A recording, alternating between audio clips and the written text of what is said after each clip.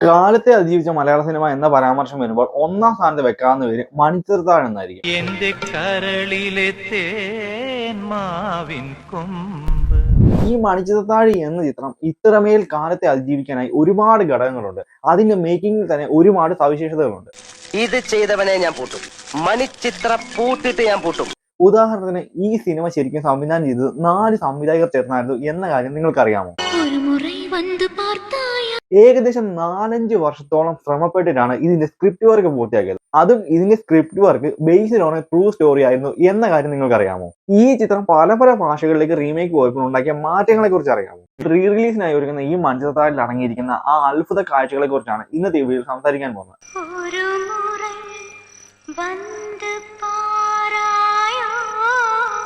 അപ്പോൾ സമയം ഒട്ടും കളയാതെ നമുക്ക് നേരെ വീഡിയോയിലേക്ക് പോകാം. വീഡിയോയിലേക്ക് കടക്കുന്നതിന് മുമ്പായി മണിച്ചിത്രത്താഴ് എന്ന ചിത്രത്തിൽ നിങ്ങൾ ഓർത്തിരിക്കുന്ന ആ ഡയലോഗ് ഏതാണെന്ന് ഒന്ന് കമന്റ് ഇട്ടേക്കണേ.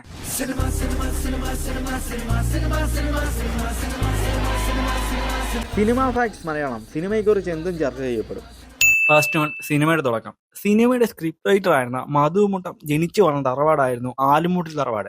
ഈ ആലുമൂട്ടിൽ തറവാട്ടിലെ കാരണവരും അദ്ദേഹം നടത്തിയ ഒരു കൊലപാതകമൊക്കെ ആ കാലത്ത് ഭയങ്കര രീതിയിൽ അദ്ദേഹത്തെ അലട്ടിയ ഒരു കഥയായിരുന്നു. ഈ കഥയെ ഡെവലപ്പ് ചെയ്ത് ഒരു സ്ക്രിപ്റ്റ് എഴുതണമെന്ന് അദ്ദേഹത്തിന് കുറെ കാലമായിട്ടുള്ള ആഗ്രഹമായിരുന്നു. അങ്ങനെയാണ് മണിച്ചിത്രത്താഴിന്റെ സ്ക്രിപ്റ്റ് വർക്ക് 3.5 വർഷമെടുത്ത് അദ്ദേഹം പൂർത്തിയാക്കിയത്. ഈ കഥയുമായി ഫാസിലിനടുത്ത് എത്തിയപ്പോൾ തന്നെ അദ്ദേഹം ഉറപ്പിച്ചു, ഈ ചിത്രം എന്തായാലും കാലങ്ങൾക്കപ്പുറം അതിജീവിക്കും, ഇത് ഒരുപാട് കാലം ചർച്ചയാകും. ആ ഒരു കോൺഫിഡൻസ് വെച്ചുകൊണ്ടാണ് സിനിമയുടെ ഷൂട്ടിംഗ് തന്നെ തുടങ്ങിയത്. ഈ കഥ ഡെവലപ്പ് ചെയ്തെടുക്കുന്നതിന് മുന്നേ തന്നെ ഫാസിൽ ഇദ്ദേഹവുമായി ചർച്ച നടത്തിയിരുന്നു ചാത്തനീറിനെ ബേസ് ചെയ്ത് ഒരു കഥ എഴുതണമെന്ന്. അങ്ങനെ ചാത്തനീറിനെ ബേസ് ചെയ്തുള്ള കഥയെക്കുറിച്ച് ആലോചിച്ചപ്പോഴാണ് അദ്ദേഹത്തിന് തന്റെ തറവാട്ടിൽ നടന്ന ഈ കഥയെക്കുറിച്ചുള്ള ഓർമ്മ വന്നതും ഇത് രണ്ടും ചേർന്ന് മിക്സ് ആക്കി ഒരു ചിത്രമാക്കിയത്. ഇതും കൂടാതെ ബിച്ചു തിരുമല എഴുതിയ ഒരു കവിതയിൽ നിന്നുമാണ് ഇദ്ദേഹം മണിച്ചിത്രത്താഴ് എന്ന ടൈറ്റിൽ എടുത്തത്. നെക്സ്റ്റ് വൺ, സിനിമയുടെ റീമേക്കുകൾ. ഈ ചിത്രം ശരിക്കും പല ഭാഷകളിൽ റീമേക്ക് പോയിരുന്നു. തെലുങ്ക്, തമിഴ്.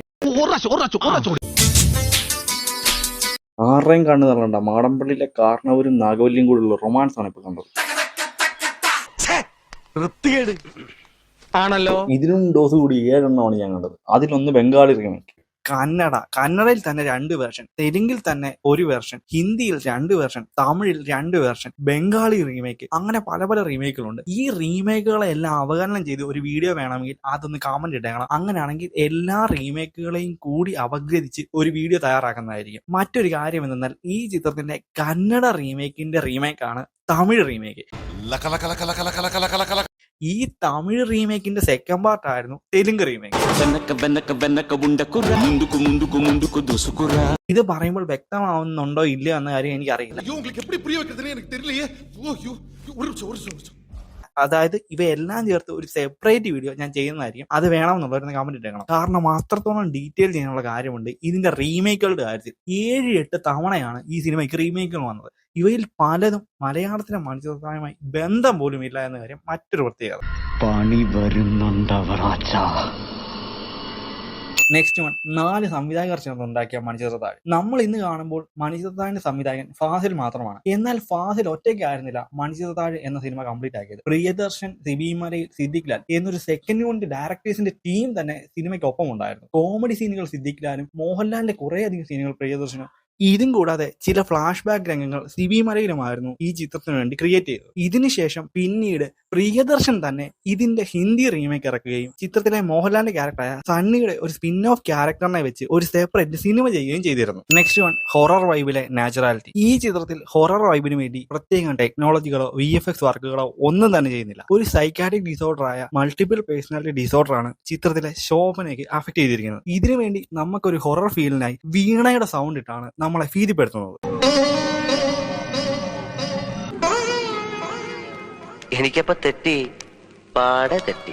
ചിത്രത്തിൽ ഗോസ്റ്റിന്റെ ഒരു സാന്നിധ്യവും നമ്മളെ കാണിക്കുന്നില്ല. എന്നാൽ പോലും നമ്മളെ ഭയപ്പെടുത്തുന്നത് ഈ വീണയുടെ സൗണ്ടും സിനിമയുടെ ആ മേക്കിങ്ങുമാണ്. Next one, casting. ഈ സിനിമയിൽ എടുത്തു പറയേണ്ട ഒന്ന് തന്നെയാണ് സിനിമയുടെ കാസ്റ്റിംഗ്. ഒരു വൻ ബിഗ് ബഡ്ജറ്റ് സിനിമയ്ക്കുള്ള കാസ്റ്റിംഗ് ആയിരുന്നു സിനിമയ്ക്ക് വേണ്ടി നടന്നത്. അല്ല കക്കൂസില ചിത്രത്തിലേക്ക് ശോഭനെ തന്നെയായിരുന്നു നായികയായി ആദ്യം കാസ്റ്റ് ചെയ്തത്. നായകനായി സുരേഷ് ഗോപിയും ഇതുകൂടാതെ മോഹൻലാലിനെ ഒരു പ്രധാന വേഷത്തിലും ആദ്യമേ തന്നെ ഉറപ്പിച്ചിരുന്നു. ഇതിനുശേഷം ഒരു നർത്തകന്റെ റോളിലേക്ക് ഒരാൾ വേണം. അതിനായി പല യങ് താരങ്ങളെയും ഓർത്തിരുന്നു. എന്നാൽ ശോഭനയ്ക്കൊപ്പം നിൽക്കുന്ന അല്ലിക്ക് വരനായി വരാൻ സാധിക്കുന്ന അങ്ങനെ ഒരാളായിരുന്നു ആവശ്യം. അത് ശരി. ഇതിനായി ശോഭന തന്നെയാണ് ശേഖർ എന്ന കന്നഡ തന്നെ സജസ്റ്റ് ചെയ്തത്. ഇതുകൂടാതെ ഇദ്ദേഹം നർത്തക വിദ്യയിലും പ്രാവീണ്യം നേടിയ ആളായിരിക്കണം. അങ്ങനെ ശോഭനയ്ക്ക് പരിചയക്കാരനാണെന്ന് അറിഞ്ഞതോടെ ഫാസിൽ കണ്ണുമടച്ച് ഓക്കെ പറഞ്ഞു. അങ്ങനെയാണ് ശേഖർ ഈ ചിത്രത്തിലേക്ക് വരുന്നത്. അപ്പൊ ദുർഗാഷ്ടമി എന്നേക്ക് വാ. ഇപ്പൊ പോ നാഗവല്ലി, പോ. ശോഭനയുടെ പെർഫോമൻസ് എടുത്തു പറയേണ്ട ഒരു കാര്യം തന്നെയായിരുന്നു. ശോഭനയുടെ ഡബിംഗ് സ്റ്റുഡിയോയിലെ ഒരു പെർഫോമൻസ് കണ്ട് ജോൺസൺ മാഷ് ഫാസിലിനോട് ചോദിച്ചിരുന്നു ശോഭനയ്ക്ക് ശരിക്കും ഈ അസുഖം ബാധിച്ചിരുന്നുവെന്ന്. അത്രത്തോളം മികച്ചതായിരുന്നു ശോഭനയുടെ പെർഫോമൻസ്. മുല്ലമുട്ടുമാല, മാങ്ങാമാല, മേക്കാമോതിരം, കാശുമാല, നെറ്റിച്ചുട്ടി. 10 ദിവസം എടുത്ത ക്ലൈമാക്സ്. സിനിമയുടെ ക്ലൈമാക്സ് രംഗത്തിൽ ഫാസിലിന് പല കൺഫ്യൂഷൻസ് ഉണ്ടായിരുന്നു. ക്ലൈമാക്സിൽ പ്രേക്ഷകർ വിശ്വസിക്കുന്ന രീതിയിൽ വേണം ഒരു എൻഡിങ്. അതിനായി പല ഐഡിയകൾ ആലോചിച്ചപ്പോൾ സുരേഷ് ഗോപിയാണ് ക്ലൈമാക്സിൽ ആ തല വെട്ടുന്ന ഐഡിയ പറഞ്ഞു കൊടുത്തത്. അതിനുശേഷമാണ് ഈ ഐഡിയ ഡെവലപ്പ് ആക്കിയതും പിന്നീട് എക്സിക്യൂട്ട് ചെയ്തത്.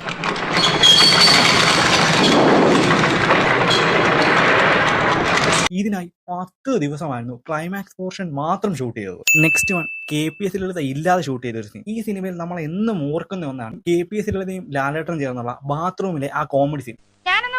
ഞാനാ ഉച്ചയ്ക്ക് വന്ന ഡോക്ടർ ഇല്ലയോ സണ്ണി?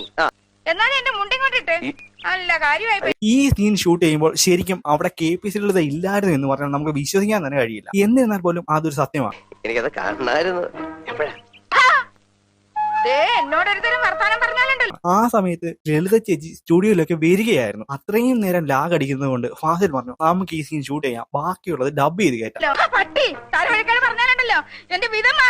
അങ്ങനെയാണ് അവിടെ വെച്ച് ലാലേട്ടൻ ലളിത ചേച്ചി ഇല്ലാതെ ആ സീൻ മുഴുവൻ അഭിനയിച്ചത്. നെക്സ്റ്റ് വൺ സിനിമയിൽ ആദ്യം ഷൂട്ട് ചെയ്ത സീൻ. സിനിമയിൽ ആദ്യം തന്നെ ഷൂട്ട് ചെയ്ത സീൻ സിനിമയുടെ ഓപ്പണിംഗ് സീൻ തന്നെയായിരുന്നു. രാഘവോ എന്ന് വിളിച്ചുകൊണ്ടുള്ള ഇന്നസെന്റ് ചേട്ടന്റെ ആ വരവിലൂടെ സിനിമയിലേക്ക് നമ്മളെ ആവാഹിച്ച് കയറ്റുകയായിരുന്നു എന്ന് തന്നെ പറയാം. ഇതുകൂടാതെ സിനിമയുടെ തുടക്കത്തിൽ കാണിക്കുന്ന ആ കിഴി കെട്ടുന്ന സീനിന്റെ അതേ ദിവസം തന്നെയായിരുന്നു സിനിമയുടെ മറ്റൊരു അവസാന സീൻ ഷൂട്ട് ചെയ്തത്. അതായത് ലാലേട്ടനും തിലകഞ്ചേട്ടനും ചേർന്നുള്ള ആ ഡിസ്കഷൻ സീനിന്റെ അതേ ടൈമിൽ തന്നെയായിരുന്നു ഗണേഷ് കുമാറും ഇന്നസെന്റും ചേർന്നുള്ള ആ കോമഡി സീൻ ഷൂട്ട് ചെയ്തത്. സണ്ണി താൻ എന്താ ഉദ്ദേശിക്കണേ? ആ പയ്യനോട് കാര്യം തുറന്നു പറഞ്ഞേക്കൂ, അയാളെങ്കിലും രക്ഷപ്പെട്ടെ.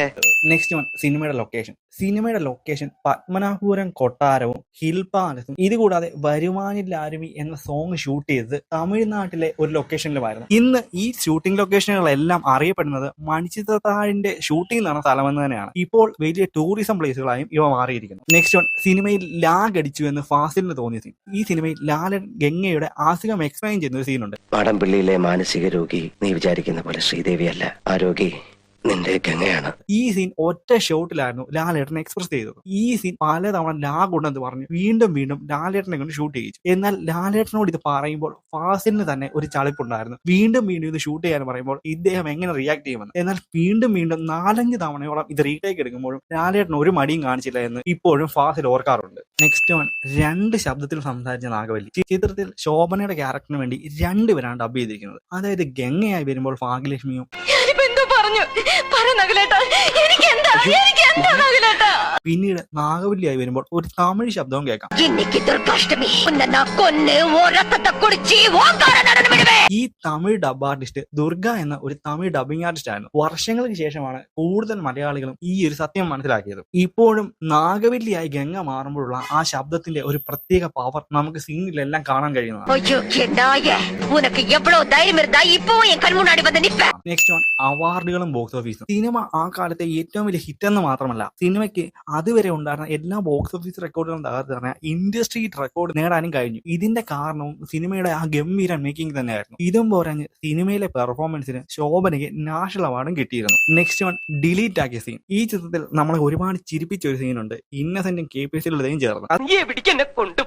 അതായത് ചരട് കെട്ടാൻ വരുന്ന സീൻ. ഈ സീനിന് ശേഷം പിന്നീട് അങ്ങോട്ട് കുറേയേറെ സീനുകൾ ഉണ്ടായിരുന്നു. അവയിൽ പല സീനുകളും ഫസ്റ്റ് ഷോയ്ക്ക് ശേഷം കട്ട് ചെയ്തിരുന്നു. ആ ചില സീനുകൾ ഇപ്പോൾ ഇന്റർനെറ്റിലൊക്കെ ലഭ്യമാണ്. നെക്സ്റ്റ് വൺ വീണ്ടും വന്ന സണ്ണി. 2013 പ്രിയദർശൻ തന്നെയായിരുന്നു സണ്ണി എന്ന കഥാപാത്രത്തെ വീണ്ടും കൊണ്ടുവന്നത്. സണ്ണി എന്ന കഥാപാത്രത്തെ കൊണ്ടുവന്ന സിനിമ ഗീതാഞ്ജലി എന്ന പേരിലാണ് റിലീസായത്. ഈ ചിത്രത്തിൽ സുരേഷ് ഗോപിയുടെ നകുലനും ഒരു പ്രധാന വേഷം കൈകാര്യം ചെയ്യുന്നു. എന്തായാലും വീണ്ടും കൊണ്ടുവന്ന സണ്ണി ബോക്സ് ഓഫീസിൽ ഒരു വലിയ പരാജയമാണ് ഉണ്ടാക്കിയത്. മണിച്ചിത്രത്താഴ് എന്ന സിനിമയിൽ അടങ്ങിയിരിക്കുന്ന അത്ഭുത കാഴ്ചകളെ കുറിച്ചും അറിയാ കഥകളെ കുറിച്ചും ഒക്കെയാണ് ഇന്ന് ഈ വീഡിയോയിൽ നമ്മൾ സംസാരിച്ചത്. ഇതുപോലുള്ള വീഡിയോസ് നിങ്ങൾക്ക് ഇഷ്ടമാണെങ്കിൽ മറക്കാതെ ഈ പേജും ചാനൽ ഫോളോ ചെയ്തേക്കണേ. വീഡിയോയിലുള്ള എന്തെങ്കിലും നെഗറ്റീവ്സ് ഉണ്ടെങ്കിൽ അതുകൂടി ഇന്ന് കമന്റിൽ പറയാൻ ശ്രമിക്കുക. അപ്പോൾ അടുത്തൊരു വീഡിയോയിൽ കാണാം. അതുവരെയും ബൈ.